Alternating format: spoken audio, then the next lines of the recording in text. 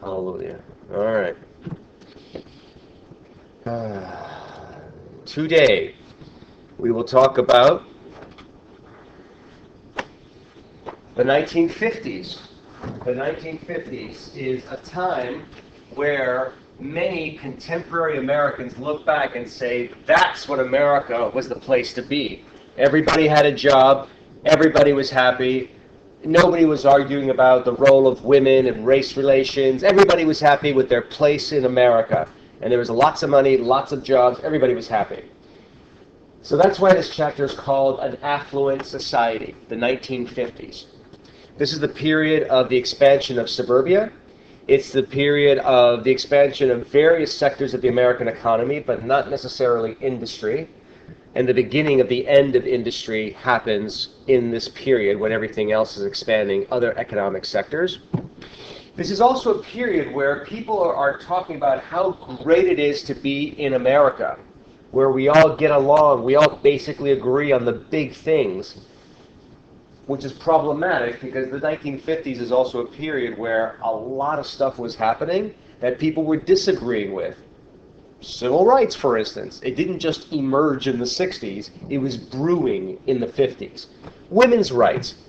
Women didn't wake up in 1965 and say, I want to go to college, and I want equal pay for equal work, and I want legal control of my body.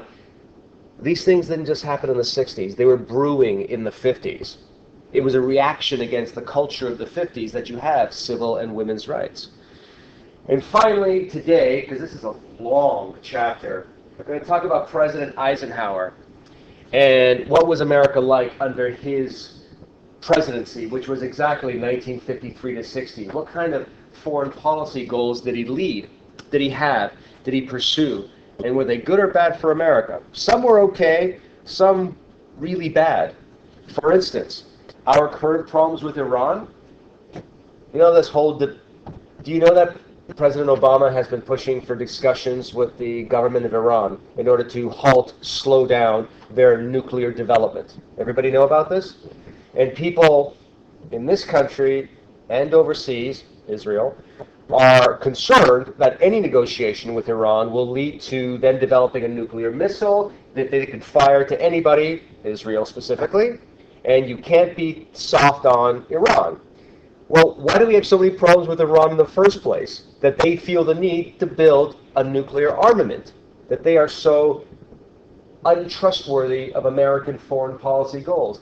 Well, it's because in this era, we engineered the overthrow of their government for a government that was more friendly to American interests. And they were unhappy with that. And the government we helped put in place stayed in power until 1979, when Iran had a revolution, which put in place the government that they have now, which, amongst other things, is very untrustworthy of American intentions because of our history there. We also went into Latin America and overturned some governments, which would explain why many Latin American nations are less than trustworthy of our intentions there. So, let's get going. What's going on? This, for many people, is remembered, the 1950s. Did you have a question? I'm sorry, before I keep going. Oh, no, I was going to say, but didn't the Prime Minister of Israel, I forgot his name, didn't he meet secretly with Iran? The Benjamin Netanyahu? Yeah. I don't know exactly who he's met with, but I do know that over the long period of time that he's been in power, he has had a wide range of opinions regarding what you can and cannot do. And I do know that his current policies are not supported by many people in this country because how do I put this? He is suggesting that the only way to deal with the Iranian government is to be tough with them, right? Now, let's say you're tough and they keep doing what they're doing. What's the next step? Well, we just fly in there and then bomb the bejesus out of their nuclear arsenal. Yes, but then now we've killed a bunch of Muslim people in the Middle East, which generally isn't well received by other Muslim and Arab peoples, right? Plus, Iran is allied to, wait for it, Russia, who currently does not get along well with Well, everybody, but mostly us. So foreign policy that's based on you got to be tough, that only works in 1938 when you have to go to war to defeat Hitler and no one has nuclear bombs. Today, when you bomb someone into oblivion, there are consequences. Go ahead. You had a follow up? I was going to say, I was like, he wants people to be tough on Iran, like he's being tough to Gaza and Palestine. Yes, and that's not working out for him because those folks are not giving up their claims to their land, to what they want in the future. They're not, It's been going on forever, so I don't think it's going to be. No, it's not. No, it's not. For the land. But, I think we can all agree that if you get on TV and you say, you've got to be tough, you got to be tough, you got to be tough, that is a better soundbite than, you know what, the world's complex. You have to take everything one step at a time. Like, nobody wants to listen to that guy. That's boring. That's like secret behind door closed. And TV, you want to have like the big showy things. But big showy things turn into policy, tend to be catastrophic. But that's my opinion. And what do I know? I'm just a professional historian who studies this. All right, then. And with that, let us go back to America in the 50s. Many Americans, older Americans, think of the 50s as a wonderful time. In this time, American economic growth after the end of World War II just exploded. It basically doubled. The gross national product of this country doubled between 1946 and 1960. How? Well, for a variety of reasons. A, we survived World War II with our economy intact. Many of our former competitors were destroyed by World War II, so everybody was buying from us. B, we had a tremendous military-industrial complex. We were building weaponry, suburbs, highways. There was jobs aplenty, and when people have jobs, they have money, they go spend in the store, businesses expand. We had money coming out of our ears during the 1940s, 50s, and early 60s. Basic living standards actually improved for everybody. For some more than others, of course. But everybody, there was an increase in the food quantity of food, the variety of food, housing increased, income, educational opportunities, and people started getting across the board and started to expect to have central heating, air conditioning, TVs, cheap long distance, cheap telephone calls, jet air travel, like inexpensive plane travel. Now you might say, I don't understand, how is this really all that relevant? People were getting used to an increased comfort level, and they felt entitled to it after the Depression, after the World War II. And they started demanding that their government maintain this level and don't screw with it. Unemployment was low. The poverty rate went down completely eliminated the older fears of poverty as being a permanent part of the American system. And industrially, America was supreme around the world. Nobody could touch us. But there was the beginnings of problems. Even though we were at our peak industrially in the 1950s, you started to see a shift. More and more of the economy started going out of industry and into things like the services, like the legal profession and so on and so forth, into education, into information processing, into finance, Wall Street, etc. So why? Why was there this decline in industry at the time when America was at its peak? Mechanization. The more technology advanced, the less workers you needed. And so money started being invested into other sectors of the economy. What's the long-term consequences of this? Unions were strong in the 30s, in the 40s, in the 50s. But as industry shrinks because of this, there's less and less union members. They have less and less power, and the weakness of unions in America today begins at this time when American unions were at their peak, but then they slowly started going down.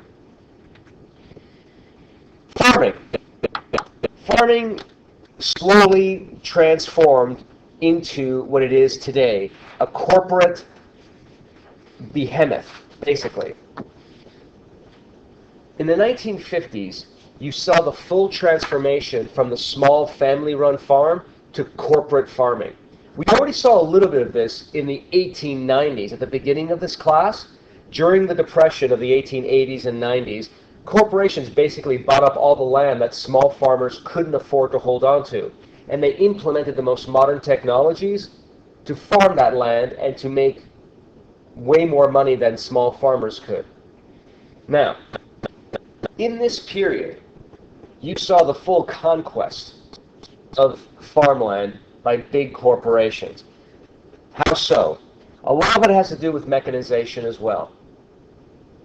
The increase in technology of just the mechanics of farming, whether it's tractors, whether it's feed or fertilizer, this stuff costs money.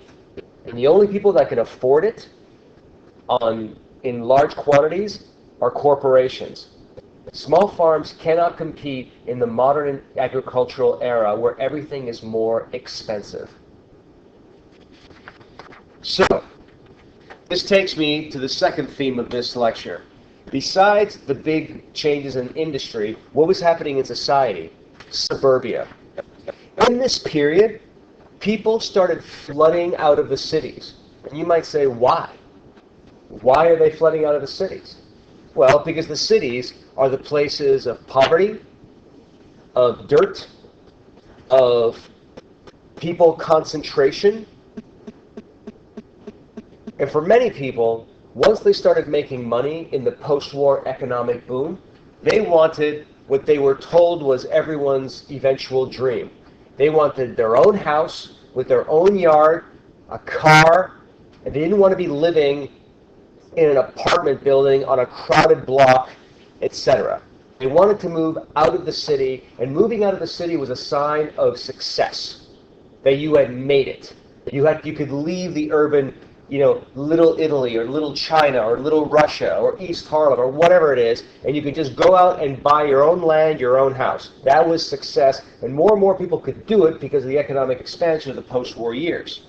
By 1960, think about this. By 1960, there was more people living in the suburbs than there were actually living in the cities or living still in the countryside, which is crazy.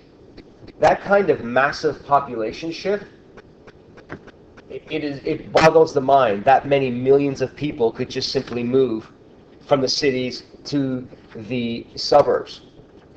Now, this suburban move was part of the reason why the economy did so well. Because when people moved out to the suburbs, what did the economy have to provide? Homes, building materials, power tools, roads in order to, get to the suburbs, cars, buses for people that did public transportation. All of a sudden, all of these industries had to be invented or expanded to meet all these people that wanted to move to the suburbs. And what now started to emerge as a consequence of the suburban expansion? Malls. For the first time, malls are now dotting the landscape. There's no reason for a mall in a city because we have squares, Times Square, Herald Square, etc. But then when you move out to the suburbs, you have all that space. There is no urban concentration where all the businesses can come together. So they build a mall with huge parking lots, and all the stores are in one place, and you drive there and you drive away. And you don't really hang out there, you just go to their shop. And that's the problem with the suburbs. The town squares where all the shops were is also where, in the past, the seat of government was, or the bars were, the restaurants where people congregated and talked and socialized and networked. Nobody networks in the suburbs. You don't. Maybe in the food court at the big mall, but not much. Let's see. I want to show you a video of the ideal life that was dreamt of and then reproduced in television as the dream of suburban living. Now, while you watch this video, it's actually an episode of Leave It to Beaver, which was on air from 1957 to 63. I'd like you to note 3 things that you notice that strike you as, oh, okay. Because remember, what you're going to see in this skit here is the ideal suburban American dream. What the family looks like, the kind of house they have, where they live, how people behave. note what 3 things that stick out for you, all right? And let us pray to whatever God we believe in that this works. All right. All right. It does work. Let me just turn it up.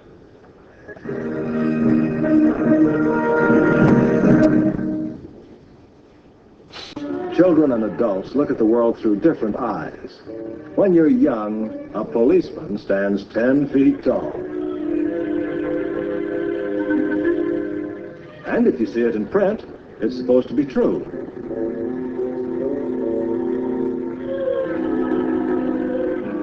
And the first time you fall in love, it's not always with a girl. And that's our story tonight on Leave It to Beaver.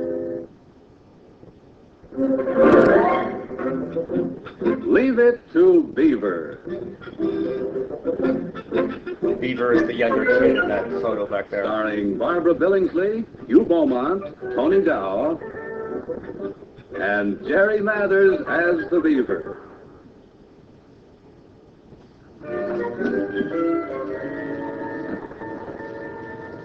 Prospecting again? One marble, 2 pieces of candy, assorted peanut shells, what appears to be a Peruvian nickel. Oh, have a caramel. Oh, no, it's too fuzzy. Get something to put all this in. Never mind. One sock. Oh, we have a sizable amount of loot. Where are the little pirates? The boys? They're upstairs in their room. I think they're sending away for something again. Cutting out box tops? Well, they borrowed 1 envelope, 1 3-cent stamp, and a pair of scissors. Well, whatever they're doing, it's probably childish, but harmless. Raise an Everglades alligator in your own home. Express charges prepaid. Live delivery guaranteed. No CODs. Wally, we could keep in the bathtub. Well, okay, let's send for it. But an 8-foot alligator for only $2.50. There must be a catch to it. But Wally, they wouldn't let him print Robot Men of Mars unless it was the truth. Yeah, I guess you're right. Wally, Yeah? how long before alligator comes? It's about a week, I suppose. Oh, then I guess it's too early to fill up the bathtub.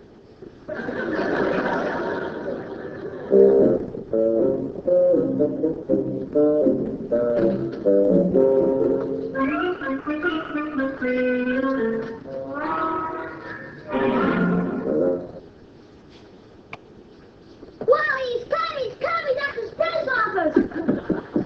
Fill the bathtub so it'd be ready for our alligator. Neither. If we keep him in there, we won't be able to take a bath. Yeah, it's real good having an alligator. Theodore Cleaver. Sign here.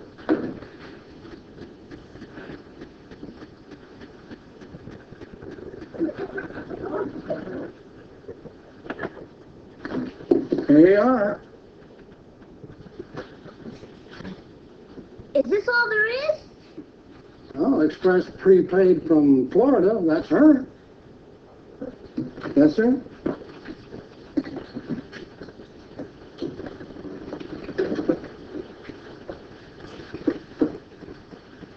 Maybe they expressed the food first. Well, if it was food, why'd they put the holes in the box? Maybe it's live food. We better open it.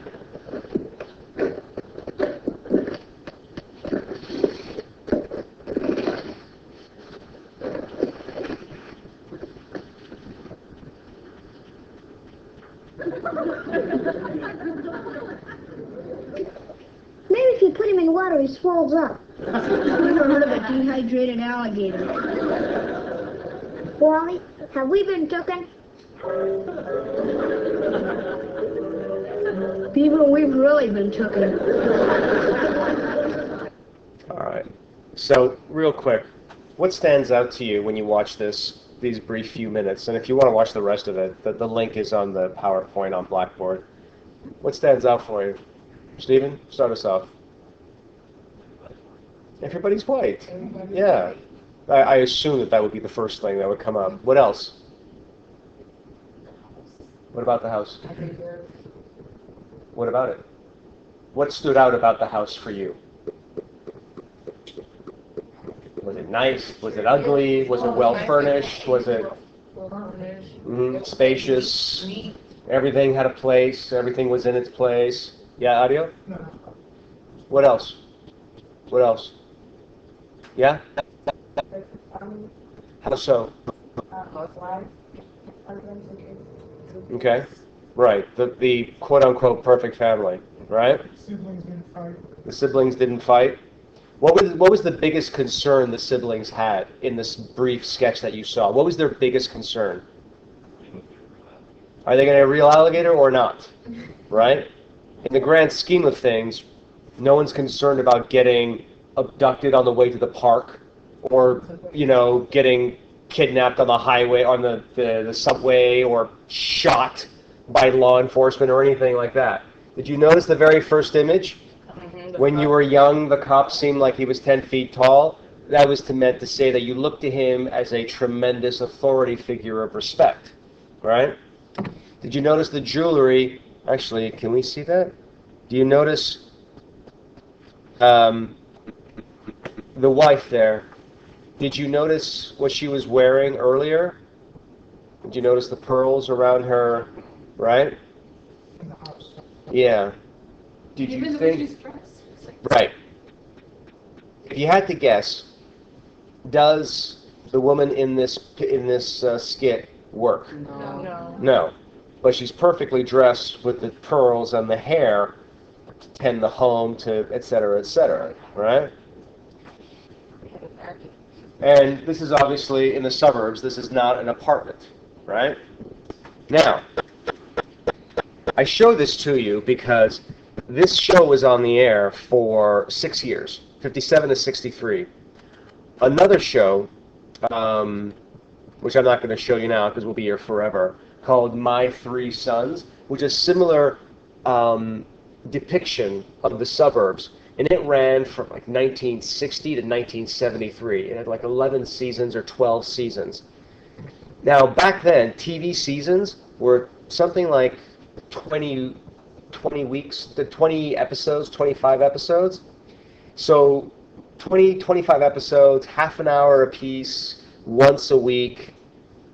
In order to watch this stuff, in order to keep producing it, people have to be watching it. Advertisers have to pay money on the show.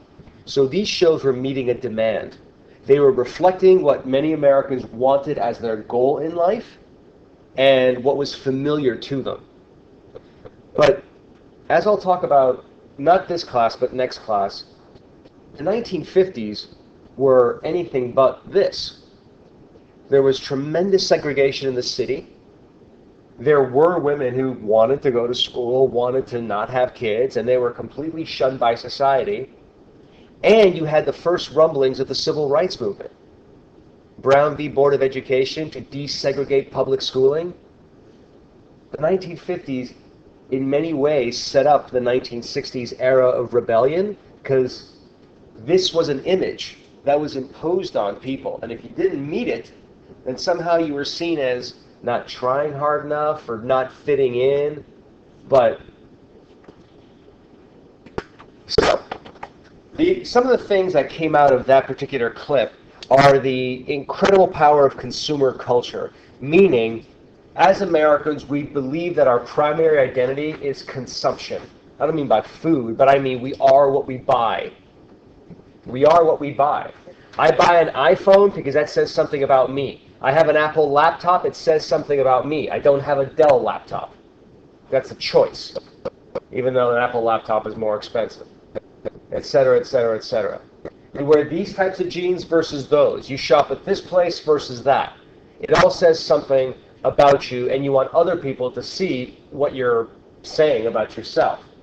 This era, we've always been consumers, and it really took off in the beginning of the 20th century, but by 1950s, we are a consumer culture. And people now expect the things which define us as successful middle-class people, like a television. By 1960, 9/10 of Americans had a television. 9/10 of Americans had a television, which is part of the reason why these sitcoms are so successful. It was, and the themes on the TV were purposely uncontroversial. They focused on ideal living, Leave It to Beaver, and they focused on life in a suburban setting where you could have anything you wanted because obviously these folks were working hard and they should enjoy what they got. The other thing, and we didn't see any outdoor shots in that show, but any outdoor shot would show you roads, highways, cars, one minimum. By 1960, 80% of Americans had a car. Because if you live in the suburbs, you need a car. It's that simple. And the expansion in automobile production was also critical to the economic expansion of the 50s and 60s. It also changed America. The expansion of the suburbs, the expansion of the car. For instance, motels on the side of highways. You never saw those before the 50s and 60s. You didn't need them. Who the hell would be driving across country in a car? People didn't have a car. What else? Drive-in movies. We don't have that anymore. But there was a time when people, instead of going to a movie theater, they would, in the suburbs or in the countryside, they would drive to a big parking lot and they would have a big movie screen and you'd watch your movie. And you think, why the hell would anybody do that? There's a lot of reasons why people did it.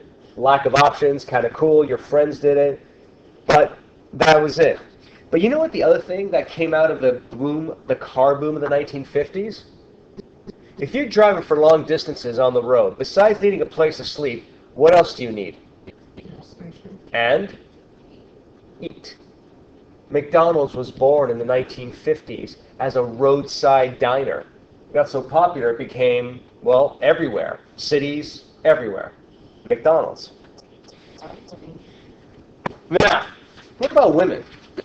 How are they dealing with this change? Well, after World War II, many of the women who were told, do your duty, help us win the war by fighting, by working in the factories. After the war, many of these women said, go home, do your duty at home, and let the men coming back from the wars work in the factories. And many of them did, because they had no choice. They were fired. But by 1955, a lot of women were back in the workforce. Now, much of these women returning to the workforce were not going to work because they wanted to be independent. You know, live on their own in the city, and blah. They weren't. Many women, and possibly in later seasons, the woman in this particular series, worked either full or part-time, not to be independent, not to put off holding a family and going to school and all that stuff, but to support a middle-class lifestyle, to help achieve the house, the car, the 2 kids, etc. The work that they did was generally clerical, non-union work, not paid very well, but it was a second income if they were to do it. Because the ideal was the man does the working and bringing home the pay, and the women should be taking care of the kids. That's always been the middle class ideal. Now, in this period, the 1950s, feminism, I'll be right with you, took a hit. Why did it take a hit? Because the majority of people, men and women, believed the proper role for a woman is to be home watching kids. Marry young, have kids, your husband goes to work, etc. So the few women who wanted to go to college, the few women who wanted to just not have a family, were looked at as abnormal. Not, oh, that's an unpopular choice, but there must be something mentally unbalanced about you that you don't want to do what everyone else did.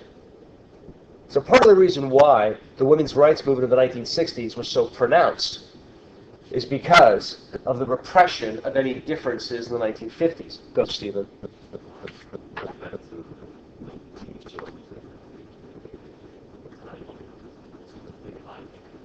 Not only the women have jobs, I think a lot of times when they take jobs, like the whole episode will be based upon like how bad the job they did at the job that they got. Yes. You might be referring to I Love Lucy. Yeah.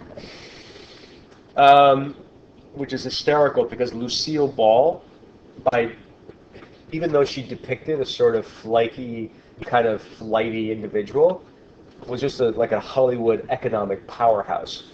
She was an economic powerhouse. Her real life was grossly different than her character. But the character brought in all the money that allowed her to do whatever she wanted. So, in this, the very first thing that people mentioned in that clip was, everybody's white, which I kind of assumed that would be the first thing you notice because everybody was white. Everybody was white. And what did the number tell us? The number tell us that 90% of whites lived in neighborhoods where there was only 1% non-white people. What does that mean?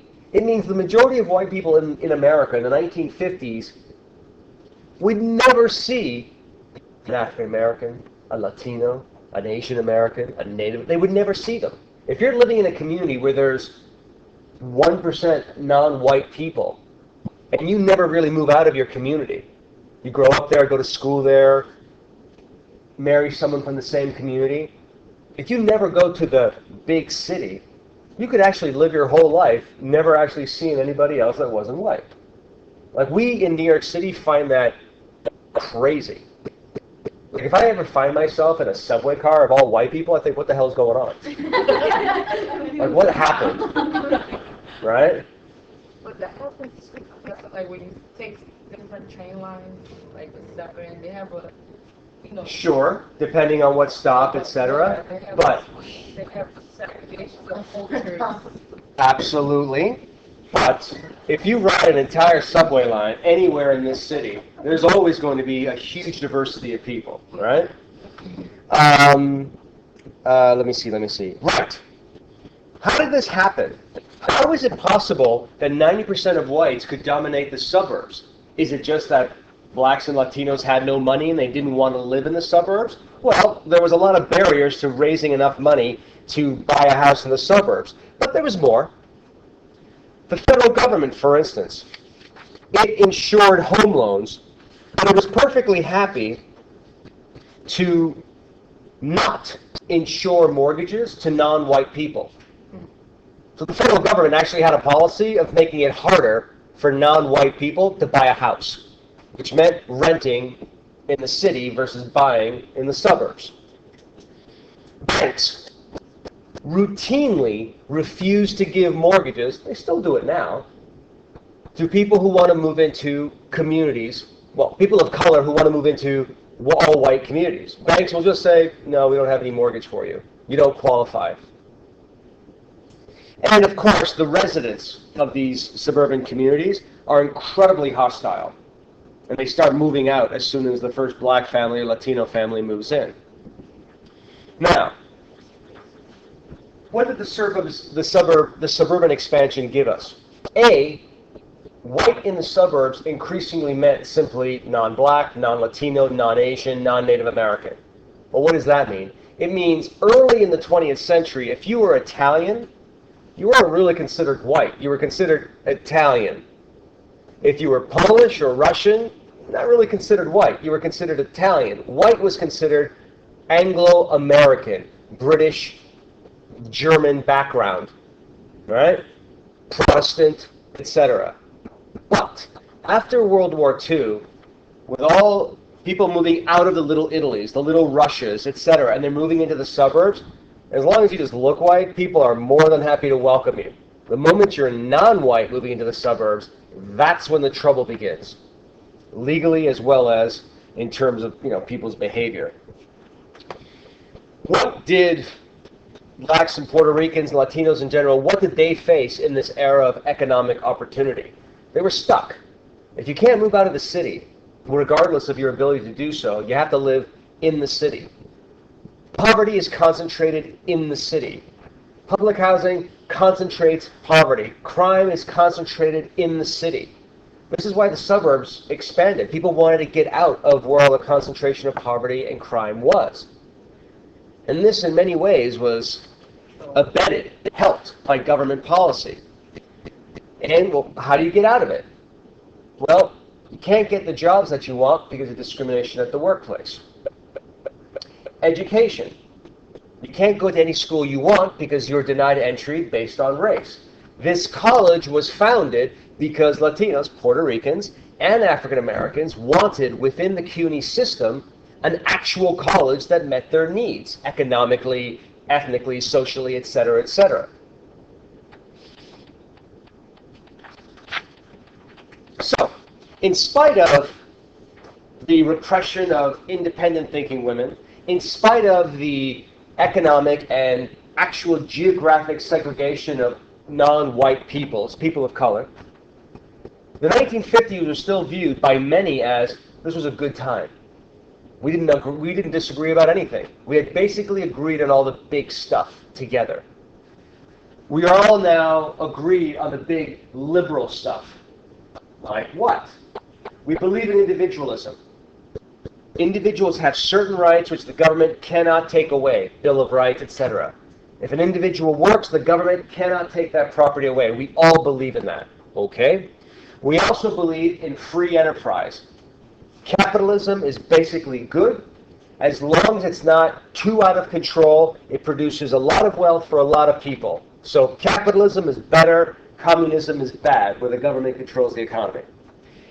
Also, there was a belief that we have now accepted a broad religious set of values, Judeo-Christian values.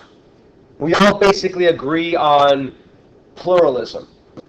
Religious toleration, freedom of religion, the 10 Commandments that are part of the Christian and the Jewish, the Bible, thou shalt not kill, honor your mother and father, all that. Like, we all basically agree on those things. Okay. But here's what's missing. What's missing is that the 1950s, the reason why there is this feeling that we all agree on basically the same thing is because the people that disagreed, those that were members of the Communist Party, those that had been members of the Communist Party, those that had progressive left-wing views and were accused of communism, they were questioned by their employers, they were subpoenaed by the government, they were put on a blacklist, they were fired from their places of work. People were afraid to speak up and challenge these basic values. Now, free enterprise was supported by the conservatives and the liberals. That was true. The liberals believed free enterprise was a good idea as long as labor and its collective rights, its union rights were protected, and they got a piece of the pie from the capitalist pie itself. Conservatives, they wanted less labor, less unions, less government regulations, but they did truly believe that free enterprise was an essential part of freedom, unlike communist Russia, where you couldn't get whatever job you wanted, and whatever money you made, it wasn't yours to keep. The government could take everything. During this period, you got to see an expansion in conservative thinking. You get to see how modern conservatism emerged today. And you get to see it now, as everyone's running for president, all in the Republican Party, all of their ideas are not new. Nobody who's running for president as a Republican has got a new idea. They're all based on the conservative ideas in the 1950s. For instance, you had the libertarians. These guys, and most recently, Rand Paul, who was running for president from the state of Kentucky, he's a senator, he is known as a libertarian. His ideas come from his predecessors of the 1950s. What do they believe in? Basically, the individual deserves autonomy. They should be left alone. Don't give too many rules, too many laws, too much taxes. Leave the individual alone as much as possible. How do you do that? Limit the size of government. Don't have too many agencies, too many rules, too many taxes. Just, you don't need a big government. The individual can take care of most things on their own. And don't control capitalism, because capitalism will produce wealth for everybody if you just get out of its way. But what does that mean? In the extreme sense, libertarians believe no minimum wage, no social security, no government regulation at all. Just supply and demand should be the only rules of capitalism. The other group that emerged in this 50s are what's known as the New Conservatives. These folks also believed that big government should stay out of economic matters, but unlike the libertarians, they were concerned that if government did not regulate behavior, people's lives would go down the toilet. Meaning, you need to have basic rules about where can you put a bar, or a strip club, or what can you publish, what movies can be shown. You've got to protect people's virtue. So, many of the Republicans running for president today, the ones who say, we got to get back to traditional America, where women know their place, kids know their place, where men are men, blah, blah, blah, blah. We take the indecency out of movies, the smut out of video games. We take the violence out of video games. All these people, they're not new. They all came from the 1950s. And all of them were watching Leave It to Beaver. But at least they all agreed on one thing. Communism, bad. As well as big, liberal, democratic government. These guys ran for office in 1952 on this promise of a new conservative era that brought together the libertarians and the new conservatives. Eisenhower, former head of Allied military forces in World War II, he controlled the British and American forces. He was the head. Richard Nixon, senator from California, an extreme anti-communist and not a pleasant person. Not a pleasant person. He made his political claim to fame by absolutely destroying the reputation of his opponent for being a communist in the 1940s when that tool started to become very useful. Nobody really liked Nixon. Nobody liked him. Look at him. Eisenhower, nobody even knew he was a Republican or a Democrat. Nobody knew. In the early 1950s, he was retiring. No, he was still in the military. There was, people were thinking he might want to retire and run for president, but nobody knew if he was a Democrat or a Republican. So they asked him. Yeah, I don't want to run for president. I'm fine. I'm the head of the U.S. I'm the head of Allied forces in Europe. I'm cool. I got the best job in the world. But you got to run for president. So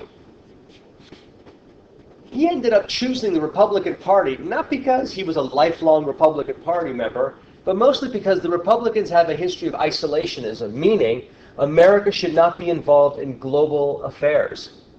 And he, being involved in global affairs and thinking the Republicans might actually win the next election, said, we can't get a president in there who wants to pull America back from global affairs, not while the communists in Russia and China are conquering nations. We got to get in the game.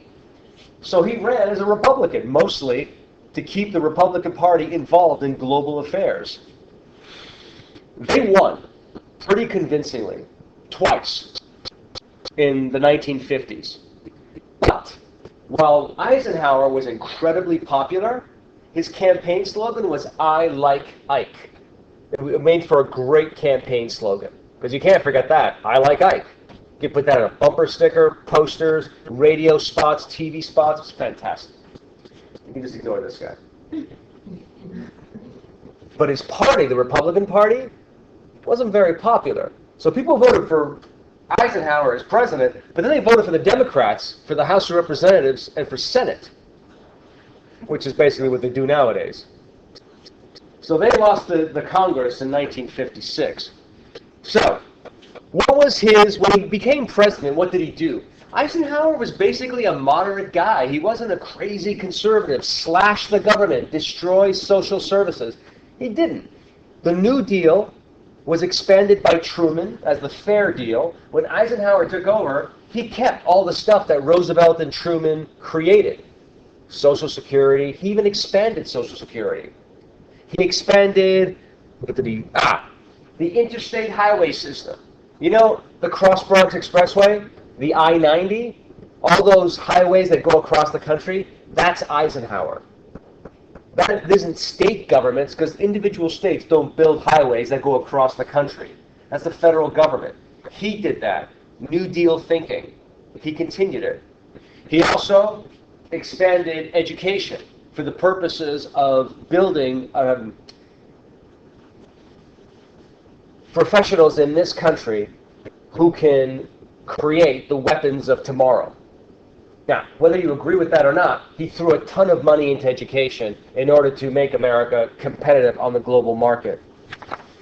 What else? Da-da-da-da. Okay. Labor.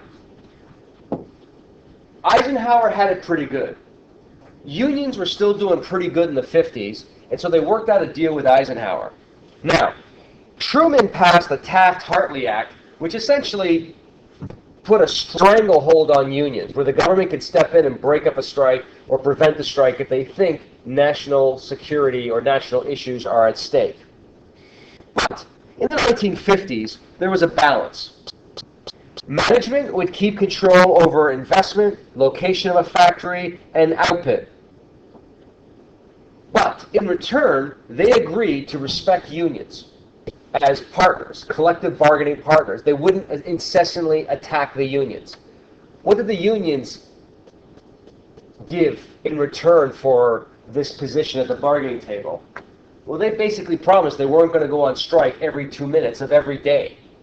They were going to limit their strikes to when there's absolutely no option left over. So you had this sort of balance of peace in the 50s between labor and management. Why? Everybody was making money.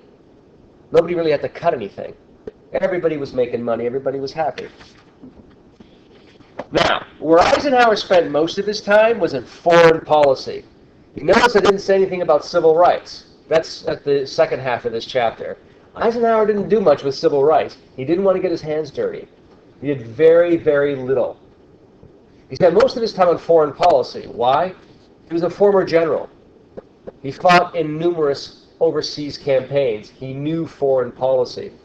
And what was the biggest problem America was having? Relationship with communist Russia and eventually communist China. So things with the Russians got worse as soon as Eisenhower got elected. As soon as Eisenhower got elected, America showed that it had created the hydrogen bomb, which was even more powerful than the atomic bomb that was dropped on Japan. What did the Russians do? They invented their own hydrogen bomb. So now we had to invent a more powerful bomb. We had to build more bombers to fly these bombs over to Russia. We had to develop missiles in order to fire these bombs at our enemies. There was an arms race that developed in the 1950s. We developed more, they developed more, we responded. Except we had more money to do it. The Russians could barely feed themselves. Now, mutually assured destruction. What is the reason for building more and more and more bombs? More missiles, more bombers? Because you want to make it so crazy that if anybody even thinks about launching a first strike, they're going to know that the other side is going to launch a massive counter-strike and all of humanity is going to get blown off the face of the earth. Right? So think about this theory for a moment. You arm America and Russia so much that you hope it scares them from ever using them. You get it? Billions of dollars spent on weaponry in order to convince each side never to use it. Let me ask you this. Once you build a missile, how is it going to make you any money? A bomber that is created just to fly bombs, how is it going to make you any money if it's not flying bombs? Like a tractor, a car, a motorcycle, you can use this for anything. In warfare, going out, or working. Right? A bomber is pretty much used for bombing. Once you build it, it's not making you any money. And so you know how we got to this? We had money to burn. We just had so much money, we just kept building stuff. Now, things got a little bit better in 1953 when Joseph Stalin, the dictator of Russia, dies.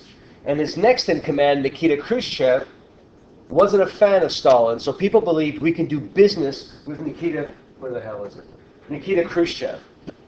But then Nikita Khrushchev felt that he wasn't being taken seriously by the West, he wasn't given enough respect, and at home he was considered too soft.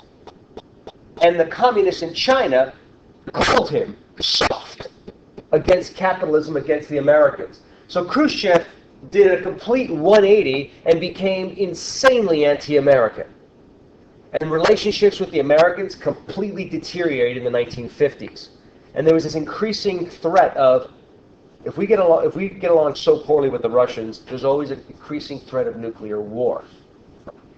In 1956, relationships with the Russians really got bad. Why? Hungary was ruled by a communist government. The people of Hungary rose up in rebellion against communism. The Russian army marched in, destroyed the uprising. The Americans felt that this was an expansion of Russian power in Eastern Europe, and this hurt relations. In 1959, things get a little bit better because Khrushchev comes to America. He visits America.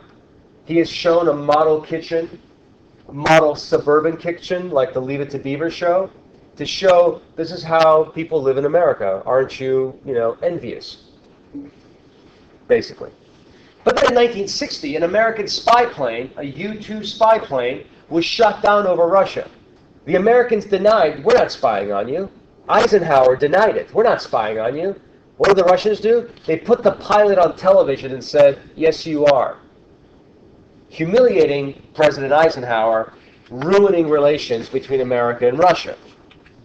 Now, it wasn't go. I think eventually he was set free, but it took a while, but I don't know for sure. I'm sorry. The other thing that made Americans nervous was that during this period, Asia and Africa were all freeing themselves from colonial control by Europe. And they were deciding, do we become an American ally or a Russian ally? Do we become capitalists or do we become communists? So there was this struggle in what's known as the Third World, neither capitalist nor communist, the Third World. There was a struggle to see who could get these new nations as allies. So the Americans and the Russians were engaged in some massive competition for the hearts and minds of Indians, the Vietnamese, and the people of Ghana, for instance. But we also decided to take matters into our own hands. For instance, any government that was populist, elected by the people, and it made promises to help the people, which usually meant curbing foreign influence in their country, America looked at that government and said, communist. Got to get rid of it. And we did. In Guatemala, the CIA helped overthrow the legally elected government of Jacobo Arbenz Guzman. Che Guevara, the Cuban revolutionary, was there when this was happening. In Iran, the new prime minister, Mohammad Mossadegh, threatened to take over the oil industry against foreign interests, take it away from the foreign interests. The CIA helped overthrow him and put in a pro-American Shah of Iran. In the Middle East, Eisenhower stopped the invasion of Egypt on the part of Britain, France, and Israel. He committed troops to putting down Arab nationalism or the spread of what was perceived to be communism. My final thing I want to show you. Oops. Damn it. Oh no. Hang on. There it is. Vietnam. Vietnam did not start with Kennedy.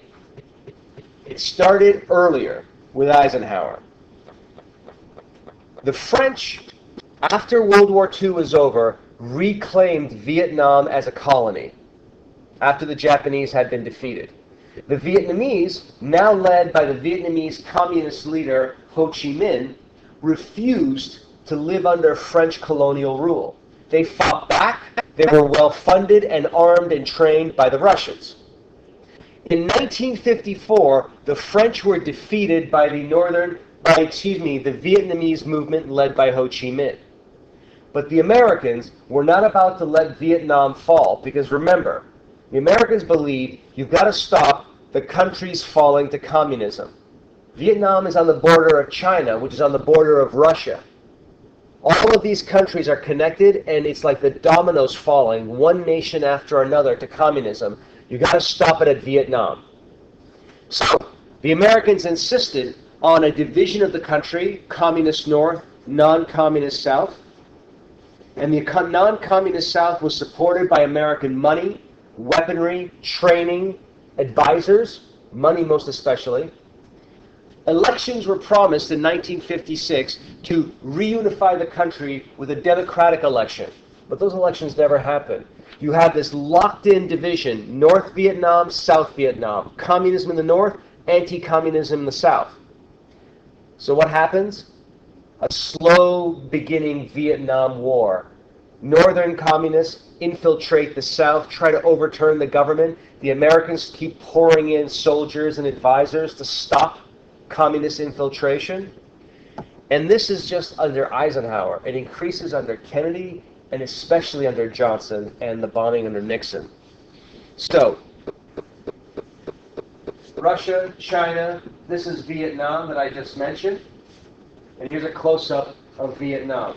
All of this, Laos, Cambodia, Vietnam, used to be part of French Indochina. And then once they were freed from French control, North Vietnam is where the communists were. South Vietnam is where the anti-communist American-supported government was. So the tragedy of the Vietnam War began here when the French were defeated and the Americans said, we're not allowing another country to fall to communism.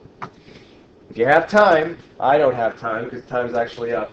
Watch this video. This is the fall of Vietnam, the defeat of French forces. So, no. Today,